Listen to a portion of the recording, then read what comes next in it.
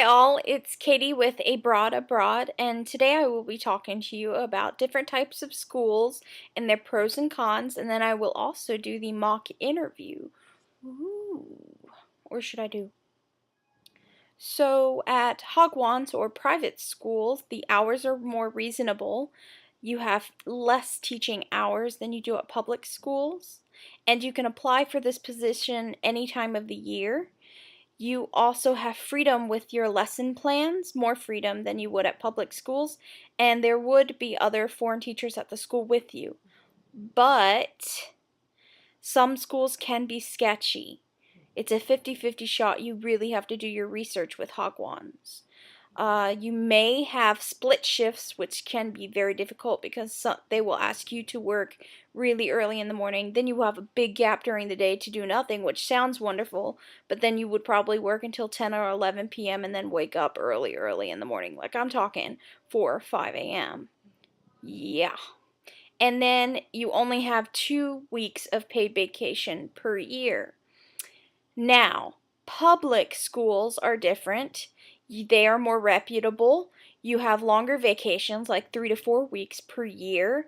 You have an early start and early finishing times, and there are no split shifts. But generally, there are only 2 times a year you can get hired for these positions. That's December through February or June through August. You also would need more experience to apply for positions for public schools. They have larger class sizes, like 25 to 60 students. That's a lot if you don't have any experience teaching. If you do, you could think about it, but that's still a lot of students. You also would be working side by side with a Korean teacher, which could be very difficult because keeping up with a relationship with a Korean without knowing their culture completely could be really difficult, along with keeping a good relationship with someone for a year, which could be easy for you, but for me, that's kind of, you're going to have your ups and downs with a lot of different people, so that would stress me out.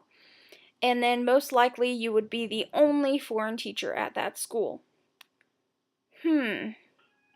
So now that you know more about private Hagwon schools or public schools, we can start your interview because you got an interview with your recruiter. Oh my God.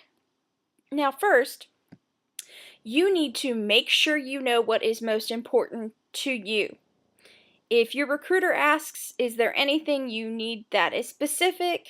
You need to tell them, like location. Let's say you have a Korean friend already and they live in Seoul and you want to be near that person. You need to tell your recruiter. For me, it was bringing my dog, so I made sure that each recruiter knew that I wanted to bring my dog to Korea. Schools didn't like that. So just make sure you talk to your recruiters and make sure you tell them which things are most important to you. So now let's start our mock interview. Dun dun dun! So your conversation will start out very general. I will act as your director of the school, which, warning, they may not have perfect English. They hardly ever did. Maybe 2 of the people that interviewed me did. So, hello, is this, blankety blank? I don't know your name, sorry. How are you today? Oh, I'm great, thanks, you know. How are you today? Insert what you would say. And then he would ask you more about the weather, and then I'll act as your interviewer. How old are you?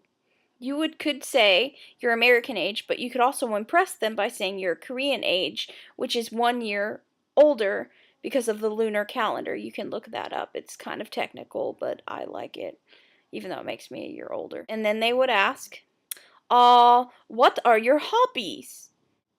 Now you can be honest and tell them what your hobbies are, but I made sure to say ones that related well with teaching in Korea.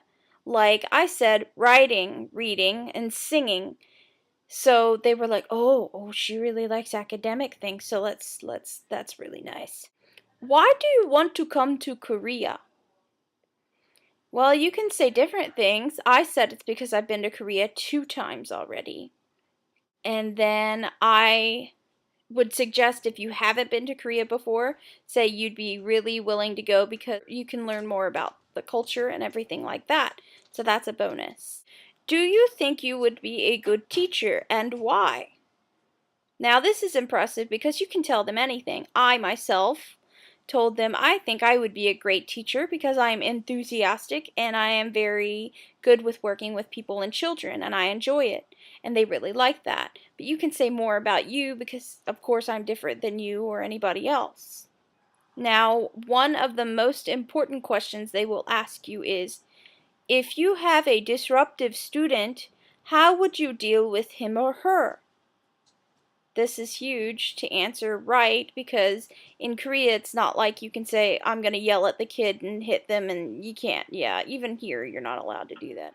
So I was told by a teacher the correct thing to say, or the most impressive thing to say to a school, would be to deal with the student by getting down to their level and talking with them, like saying, if I hurt your feelings, wouldn't you feel bad? So right now you are hurting my feelings by doing so and so. So Koreans, you shouldn't really nag them because they are more shy and pulled back compared to us Americans or any other culture because of the way they're brought up. So nagging wouldn't be the best way, so getting at their level would work better. And the most important question they will ask you, do you have any questions for me? This is their test. This is to see if you really want to work at their school, because in Korea, if you don't really seem interested, they won't be interested.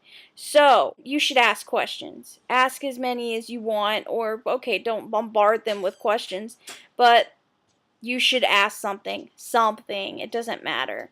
Now, some questions I asked were, what is your school's dress code? Or, how many classes would I teach a day? That kind of question. So make sure to write all of this down, just in case, because sometimes it can be hard to remember all the fine details.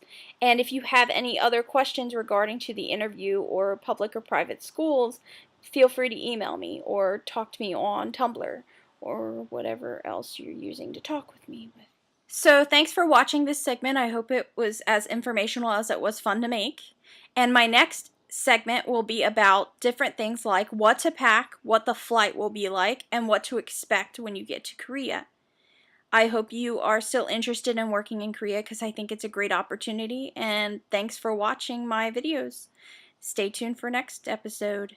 Bye!